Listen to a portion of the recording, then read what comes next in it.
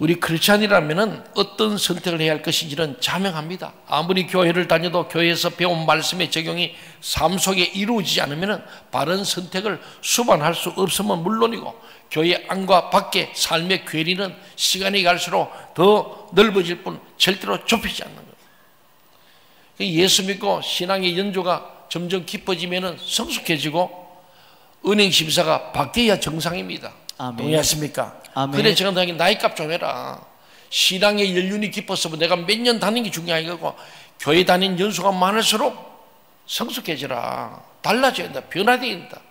쟤는 성질 부려도 이제 성질을 10번 부리던 거 5번으로 3번으로 줄이고 나중에 안 부려야 정상이에요. 동의하십니까? 아멘. 이 세례교인이 그런 거예요. 진정한 크리스찬이 되기 위해서는 세례를 받습니다. 세례는 그저 외적 형식을 위한 통과 절차가 아닙니다. 사도 바울은 로마서 6장 3절 4절에서 세례를 이렇게 말합니다. 세례는 그리스도 안에서 옛 사람이 죽고 새 생명을 얻어 새로운 삶을 살기 시작하는 영적 예식임을 일깨워주고 있습니다. 아멘. 또 바울은 세례를 더 잘 이해할 수 있도록 구약의 말씀을 들어서 고린도전서 10장 1절 2절에서 이렇게 말해요. 같이 한번 읽어볼까요? 고린도전서 10장 1절 2절 시작. 형제들아, 나는 너희가 알지 못하기를 원하지 아니하노니 우리 조상들이 다 구름 아래에 있고 바다 가운데로 지나며 모세에게 속하여 다 구름과 바다에서 세례를 받고. 예. 아멘. 홍해를 걷는 것을 뭐라고요? 세례라고 얘기하는 거예요. 이스라엘 민족의 집단적 민족적 세례가 바로 홍해를 걷는 사건을 세례라고 말하고 있는 거예요. 이집트의 노예살이에서 해방을 맞은 이스라엘 백성들이 홍해 앞에 진을 쳤을 때입니다. 앞에는 바다가 딱 막혀 있고 뒤에는 그 무슨 이집트의 전차부대가 막 철벽으로 막 달려오는 거예요.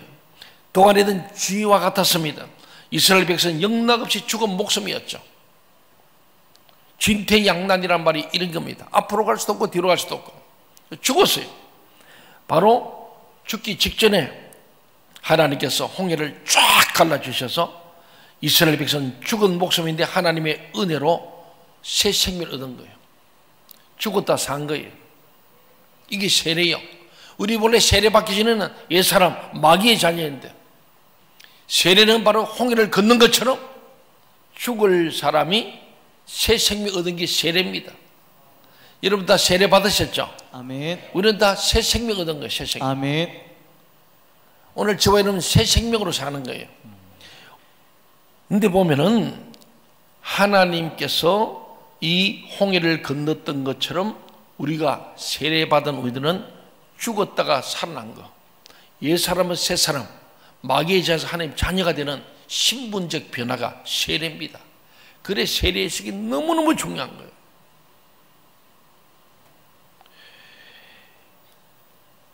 중요한 사실은 이스라엘 백성이 홍해를 건넌 뒤에 홍해가 원래대로 다시 합쳐져 버리더라고요. 입을 다물어 버리더라고요. 그래서 따라오던 이집트 군대가 다 수몰되어 버렸습니다. 이를테면 이 홍해가 열렸다 닫혔다는 건 뭐냐면 세례 받을 때는 열어주시고 끝난 데는 닫아버리고 다시는 이집트로 돌아갈 수 없도록 막으신다. 그 세례받은 저와 여러분 이제는 세상으로 돌아갈 수 없습니다. 옛 사람 될 수가 없다는 거예요.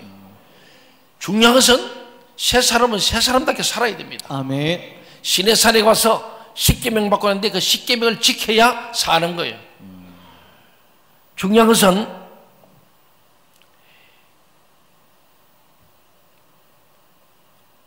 그들에게 남은 길은 오직 하나님의 말씀을 쫓아 믿어봐라. 하나님의 음성을 듣는 곳이니까 말씀을 쫓아 가나안을 향해 나아가는 것밖에 없어요. 이것이 세례의 올바른 의미예요. 예수 그리스도 안에서 새 생명을 얻은 자가 옛 삶으로 되돌아가지 않고 오직 주님의 말씀을 쫓아 주님 말씀을 삶에 적용하면서 바른 진리의 길을 선택하면서 사는 것, 이것이 참된 세례의 삶입니다. 여러분 그렇게 살고 있습니까? 참된 세례. 이런 의미에서 이스라엘 백성 중에 출애굽 1세대는 실패하고 말았어요. 왜? 불신앙이 불순종을 가져왔습니다. 그들이 건넜던 홍해가 다시 합쳐져 버림으로 이집트로 되돌아갈 지리적, 공간적 길은 없어졌지만은 그들의 마음속에는 이집트로 향하는 대로가 그대로 간직되어 있었습니다. 그래서 뻗어가면은 그때가 좋았는데, 이집트가 좋았는데, 아니 여러분, 노예가 그리 좋아요? 자유가 아니면 죽음을 달라 그랬잖아요. 지금 자유인이 됐어요. 근데도 옛날에 노예가 그립다는 건 그건 잘못된 생각이죠. 그러니까 홍해는 닫혀서 돌아갈 수 없는데 불구하고 마음은 자꾸 이집트로 가 있는 그들 때문에 불평만 있는 거예요. 그래서 매일 하나님께 내려주시는 만나와 메추라기를 먹으면서도 하나님의 말씀은 도외시했고, 당연한 결과로 진리에 바른 길을 선택하기보다는 자기 욕망에 집착했던 그들은 모두 광야에서 파멸하고 말았습니다.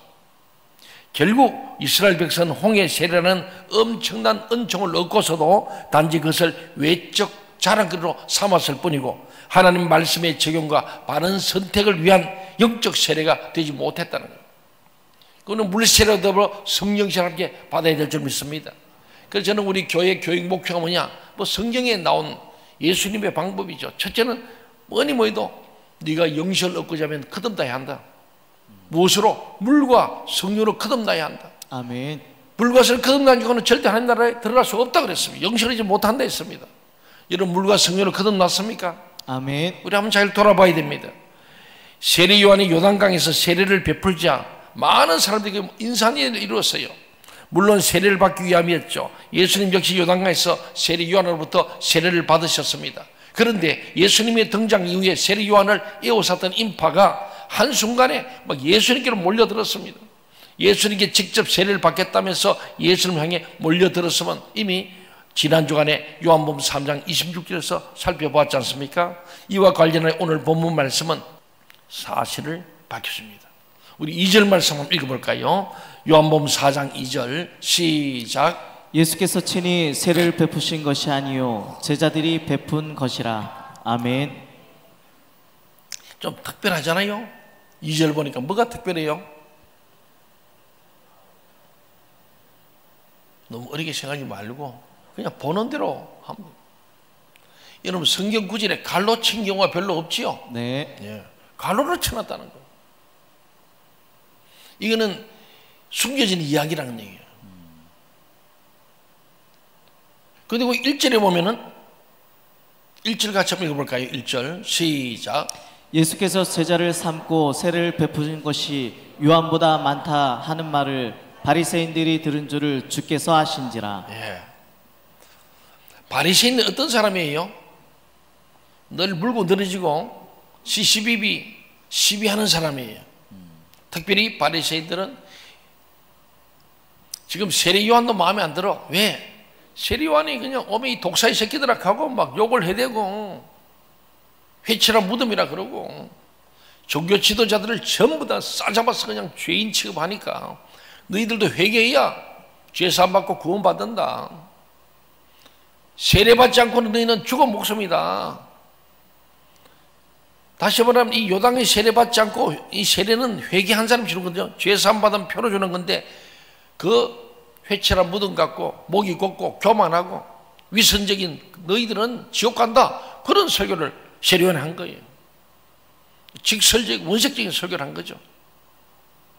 그러니 바리새인들이 딱 늘 지켜보는 거예요. 세례요한 저거 어떻게 잡아 죽일고. 헤롯도 마찬가지. 헤롯 자기의 비리, 자기의 여성 편력에 대해서 세례요한이 계속 비판하기 때문에 특히 거북한 거예요. 어떻게 하면 좋을까? 근데 바리새인들이 보니까 세례 요한 쪽에서 갑자기 예수님만 몰려가서 이걸 보았다는 거예요. 그래서 갈로 열고 딱 나오기를 예수님이 친히 세례 준 게 아니고 그의 제자들이 준 거다. 이에 대해서는 학자들은 두 가지 이야기가 있습니다. 예수님께서 직접 처음부터 제자들을 통해서만 자기가 가지고 있는 제자를 통해서만 세례를 베풀었을 뿐 직접 세례 준 건 아니다 하는 설이 있고 또 하나는 직접 처음에는 세례 베풀다가 오늘 본문부터 제자들을 바리새인이 나타나니까 괜히 문제 만들지 않으려고 제자를 내세워서 세례를 주셨다고는 주장 두 개가 있습니다. 그러나 이것은 하등 중요한 존재가 아닙니다. 언제부터 주님께서 세례를 주지 않으셨느냐가 아니라 왜 주님께서 직접 세례를 베풀지 않았다고 이렇게 기록을 갈로에서 삽입, 첨삭을 하면서까지 이렇게 해설을 했을까 하는 게 중요한 거예요. 우리 이해하게 하려고 갈로를 하나 넣은 거예요. 우리가 3장에서는 마치 예수님께서 세례만 받고 났는데 예수님도 세례를 베풀기 시작했더라 이렇게 기록됐는데 오늘 오니까 예수님 직접 준 게 아니고 제자를 통해 줬다 이렇게 다시 첨삭을 했습니다. 이 질문에 대한 바른 해답을 얻기 위해서는 세례 요한을 버리고 예수님께로 몰려갔던 그들이 누구인지 먼저 파악해야 합니다.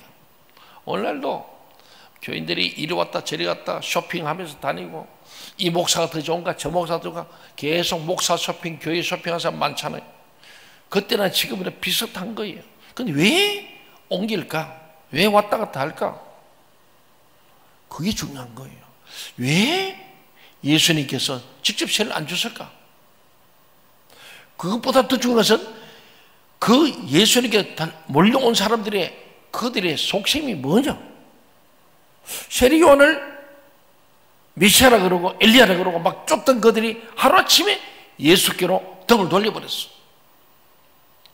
예수님이 직접 주고 안 주고 중요한 게 아니고 왜 예수께로 왔는가 하는 얘기입니다. 그들은요 예수님께서 하나님의 아들이시고 그리스도이심을 알고 믿었기 때문에 예수님께 몰려간 것이 아니었습니다. 그랬으면 참 좋지요. 야, 이 세례요한이 아니고 세례요한 나는 쉬어야 되고 그는 흥하게 한다. 나는 물로 세례를 주거나 그는 성령으로 세례를 주는 나하고는 비교할 수 없는 분이다. 그분이 진짜 그리스도다. 야, 너희들 가서 너희들도 그리 따라가라. 너희들이 가서 증인이 되라. 우리 선생님은 그저 예배하는 자고 물 세례지만 저분이 진짜래요 하고 너희가 좀 선전 광고해라. 그랬지 않습니까? 예.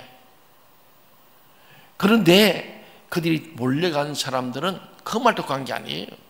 예수님이 그리스도시고 정말로 그 예수님이 하나님 아들임을 신앙 고백에 믿은 것이 아니고 요한복음 3장 2절의 니고데모처럼 단지 예수님께서 베푸신 표적에 사로잡혀서 예수님께 몰려든 자들이었어요. 물을 포도주로 변화시키는 분, 사람이라면 도저히 흉내조차 낼 수 없는 표적을 행하시는 분, 그분이 베푸시는 세례가 세례 요한의 세례보다 훨씬 멋지고 아름답게 여겨졌기 때문입니다. 한마디로 그들은 세례를 외적 자랑거리로 삼는 자들이었어요. 왜 세례를 받아야 하는지는 안중에도 없는, 누구에게 세례 받은지를 더 중요시하는 형식주의자들이었어요. 오늘날도 우리 예수 믿으면서 나는 어떤 교회를 어느 교회를 다닌다, 누구 목사님을 나는 목자라 삼았다, 그러다 또 어느 날 또 안 되면 등 돌리고 또 다른 데 또 얘기가 붙어 있고 왔다 갔다. 그런 사람이 많지 않습니까? 진짜 무엇을 위해서 어디로 우리의 신앙의 표대가 어디인가 이게 정확해야 합니다. 우리의 신앙의 표는 예수 그리스도 되어야 합니다. 아멘. 예수를 표대로 삼은 사람은 중심을 잡고 심지어 견고한 자 되어서 하나님을 믿는 거예요. 아멘. 동의하십니까? 아멘. 네, 그렇습니다. 그래서 예수님께서는 그들에게 친히 세례를 베풀지 않았습니다. 왜냐하면 세례 요한이냐 예수냐 막 둘러놓고 이간질하고 비교하는 거예요. 가끔 우리에게 새로 오시는 분도 있고 또 교회를 떠나는 분도 계십니다. 여러 가지 원인이 있겠습니다만은 우리 정말 예수를 믿어야 할 점이 있습니다. 아멘. 예수, 내가 속한 교회, 거기에 계신 하나님 아버지, 그리고 말씀을 중심으로 신앙생활을 합니까? 예수님이 세례를 베푸지 않은 목적이 뭐냐면은 세례요한과 예수를 자꾸 비교하고 그러면서 세례요한은 가짜처럼 생각하는 그들을 위해서 예수님은 친히 세례를 보였고 세례요한의 제자였던 예수님이 제자들에게 세례를 베풀게 했다는 거예요. 세례의 능력은 징내자가 아닌 하나님께로부터 주어지고 세례의 목적은 외적 형식이 있는 것이 아니라 세례받은 자의 말씀에 의한 바른 적용과 선택에 있음을 깨우치기 위함입니다. 결국은 본인의 문제예요. 자신의 문제예요. 내가 믿는 예수 그리스도 그분의 말씀대로 사는 게 중요한 거지, 어느 교회 다니고 누구 목사에게 이게 아니에요. 우리는 예수 그리스도 이름으로 세례받는 것 뿐이지 않습니까? 아멘. 그렇잖아요. 중요한 건 그거예요. 모든 사람이 개혁을 외친다는 것은 그만큼 이 땅에 개혁과 혁신이 절실하다는 의미입니다. 썩었다는 거죠. 부패했다는 거죠. 정치적 개혁, 경제적 개혁, 사회적 개혁이 모든 것은 대단히 중요하고 또 반드시 이루어져야 합니다. 그러나 정치가에 의해 주도되는 개혁이란 결국 제도적인 개혁, 외적 개혁에 국한될 수밖에 없습니다. 참된 개혁, 근본적인 개혁은 오직 내적 개혁, 내적 변화로만 가능합니다. 내가 변해야 돼.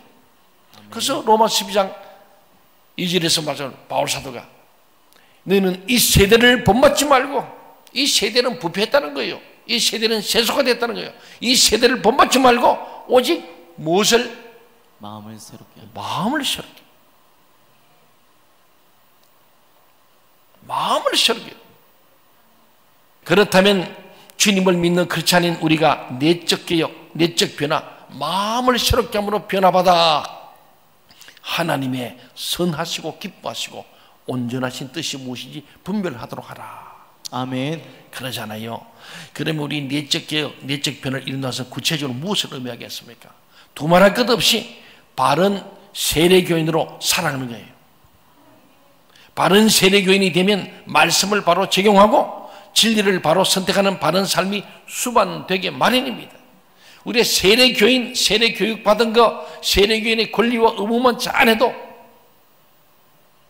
세상에서 빛과 소금이 될 줄로 믿습니다. 아멘. 왜? 세례는요, 죄 사함받은 거 아닙니까? 물로 죄를 씻듯이 주의 성령으로 죄 사함받고 깨끗함 입은 사람으로 이제는 죄와 멀어지고 하나님의 말씀 따라 거룩하고 영광스러운 삶을 사는 사람이 세례교인입니다.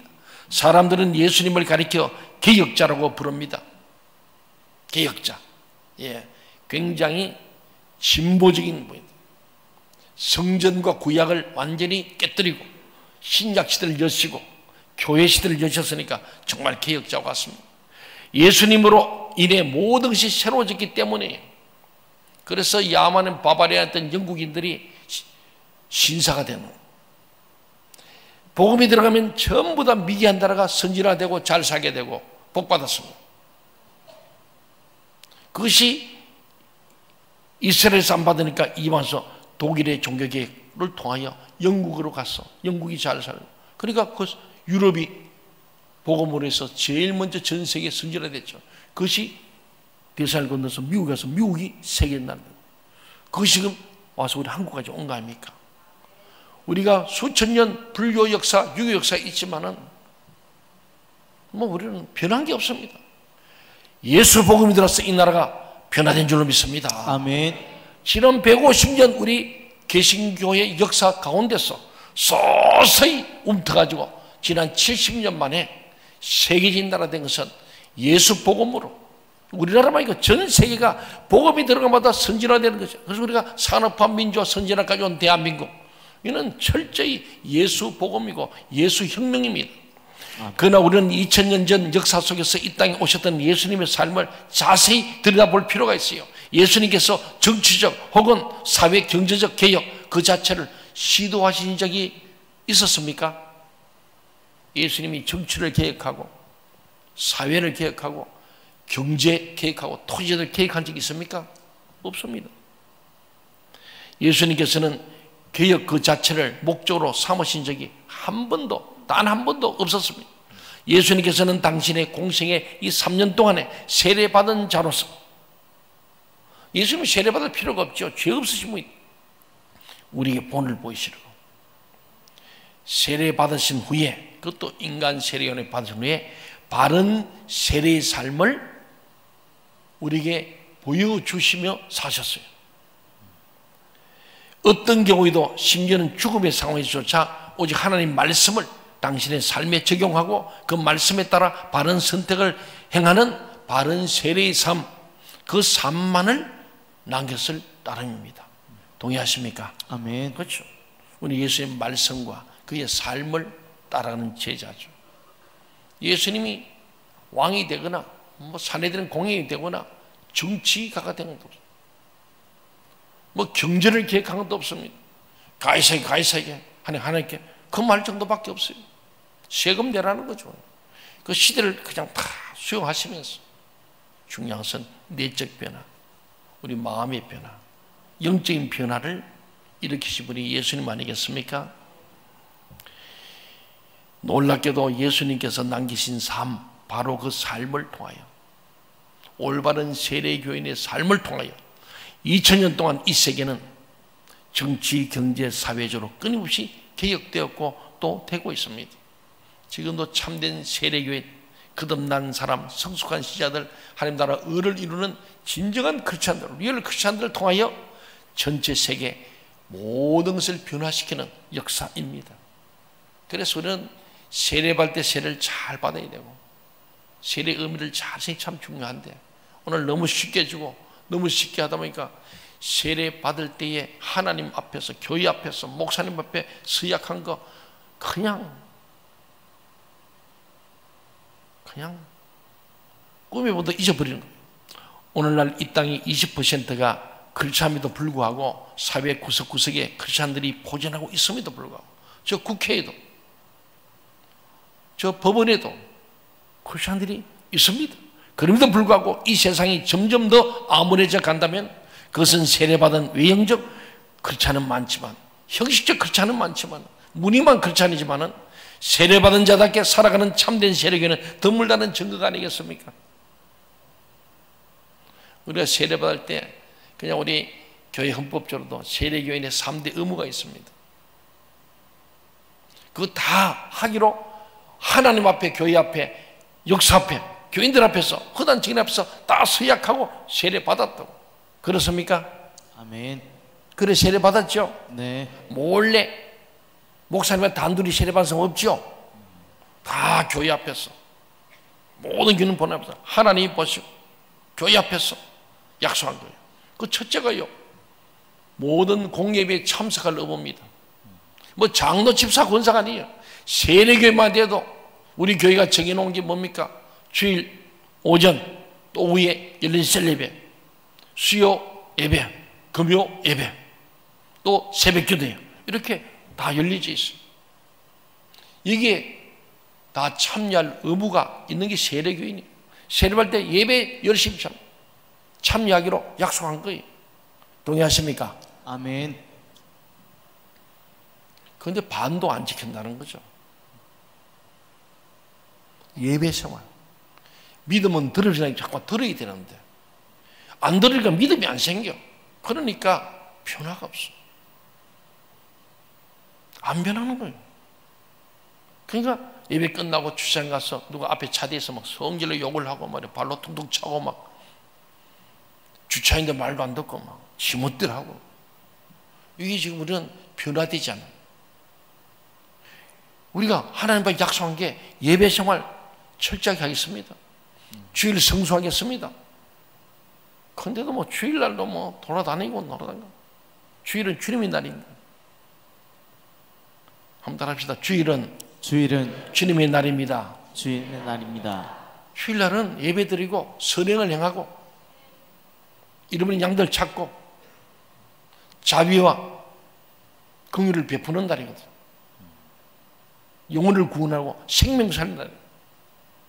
두 번째는 11조를 비롯한 헌금할 의무 약속하는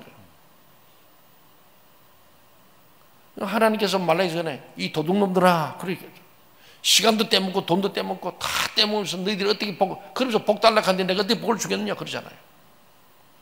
그래서 저는 오늘 이 시대에 우리 선악과는 많은 신학적 성경적으로 이 시대의 선악과가 뭐냐? 에덴 동산을 우리 쫓겨났고 이 시대의 선악과는 주일 성수와 11조다, 그렇게들 얘기합니다. 그거 따먹으면은 희망이 없다는 거죠. 그런데 많은 사람들이 예배 생활, 헌금 생활 하겠습니다 하고 하나님 앞에 약속해. 하나님 앞에 목사는 그래 무시해도 좋아. 하나님이 들으셨고 귀에 들린 대로 하셨는데 그 약속을 깨뜨리는 거예요. 세 번째는 교회 치리의 복종, 교회 모든 결정사에 대해서 봉사하고 헌신하고 함께하는 거예요. 세례교인은 해야 되는 거예요. 우리 올바른 세례교인의 삶만 산다면 여러분의 삶이 전혀 달라질 거예요. 교회가 달라지고 세상이 달라질 줄로 믿습니다. 아멘. 기업하는 분들 세금 떼먹지를 탈시하지 않고 정직하게 하는 것. 우리가 소득받는 우리가 소득의 11조뿐만 아니고 세상에 가해사의 것을 드리면서 세금도 저거 내고 저도 세금 냅니다.